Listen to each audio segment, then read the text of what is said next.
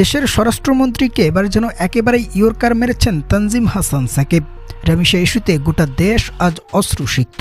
সাবেক থেকে শুরু করে বর্তমান সব ক্রিকেটারই চেয়েছে দ্রুত এবং দৃষ্টান্তমূলক বিচার। তবে এখানে একেবারেই ভিন্নধর্মী এক মন্তব্য প্রকাশ করেছেন তানজিম সাকিব।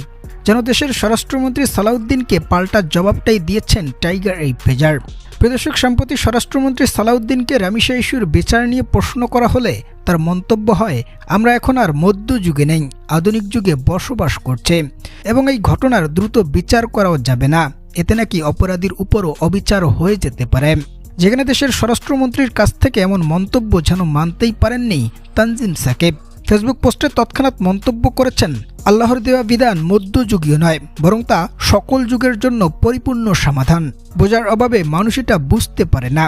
টাইগার এই পেজারের মতে, আল্লাহর দেয়া বিধান অনুযায়ী বিচার করলে, অর্থাৎ ধর্ষণকারীর সর্বোচ্চ শাস্তি মৃত্যুদণ্ড দিলে দেশে এমন নৃশংস ঘটনা আর কখনোই দেখা যাবে না।